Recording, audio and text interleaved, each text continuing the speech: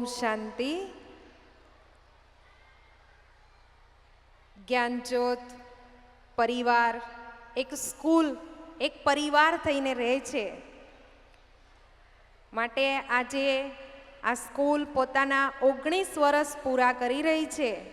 એ બદલ હું સ્કૂલના ટ્રસ્ટી કહું કે સ્કૂલના પ્રતિનિધિ કહું, આપણા લાલજીભાઈને અને સ્કૂલના તમામ શિક્ષકો અને બધા જ પેરેન્ટ્સ, માતા પિતા, બાળકો બધા જને ખૂબ ખૂબ અભિનંદન છે. આ સ્કૂલ ખૂબ પ્રગતિ કરી રહી છે. બીજું, સ્કૂલમાં અમે એ જોઈએ છીએ કે શિક્ષણની સાથે મૂલ્યોને જાળવી રાખવામાં આવે છે, ભારતીય સંસ્કૃતિને જાળવી રાખવામાં આવે છે. અમે જોયું છે કે દરેક પ્રોગ્રામની અંદર, દરેક કાર્યક્રમમાં ભારતીય સંસ્કૃતિ પહેલાં ઝલકે છે. જ્યારે જ્યારે સ્કૂલમાં જઈએ છીએ ત્યારે એમ થાય છે કે આ સ્કૂલ નહીં પણ એક મંદિર છે. એટલે આ સ્કૂલમાં ભણનારા તમામ બાળકો કંઈક ને કંઈક સારું ઘડતર પોતાની અંદર લેશે. માટે આજે હું તમને ખાલી 3 વસ્તુ કહેવા માંગુ છું કે આજે દરેક ઘરની અંદર જો કોઈ વધુમાં વધુ તકલીફ હોય તો એ 3 વસ્તુની છે. એક, મન આપણું અનકંટ્રોલ છે.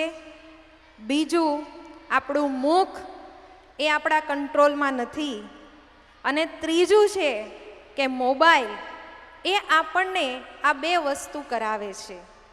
માટે અહીંયા ઉપસ્થિત તમામ માતા પિતા અને બાળકો, હું બધાને કહેવા માંગુ છું કે જે સ્કૂલ સાથે તમે જોડાયેલા છો, જે તમને આપવા કંઈક માંગે છે, જે તમને કંઈક શીખવવા માંગે છે, એમાં તમે આ 3 વસ્તુથી જો મુક્ત રહેવા માંગતા હો તો આધ્યાત્મિકતાને તમારા જીવનમાં લાવો, જેનાથી સ્કૂલમાં પણ સારો સપોર્ટ રહેશે અને તમારા જીવનની અંદર પણ તમને ખૂબ સારું મળશે.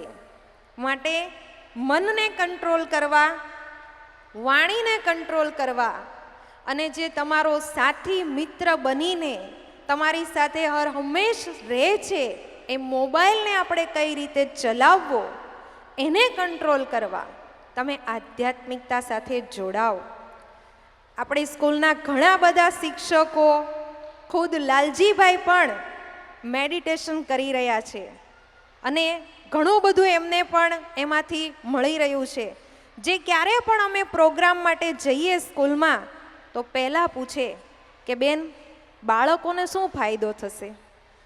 તો વિચાર કરો, એ એવું નથી સમજતા કે આ સ્કૂલમાં ભણનારા બાળકો છે, પણ એવું વિચારે છે કે આ મારા બાળકો છે. એટલે પહેલા બાળકોનો ફાયદો જોવે છે કે એ લોકોને શું મળશે બેન. તો આવી સ્કૂલમાં તમે તમારા બાળકોને ભણાવો છો તો સારું છે, પણ જો આધ્યાત્મિકતા સાથે તમે જોડાયેલા હશો, મેડિટેશન કરતા હશો, તો આપણે આપણા બાળકોને વધુ સારું શીખવી શકીશું. ઓમ શાંતિ.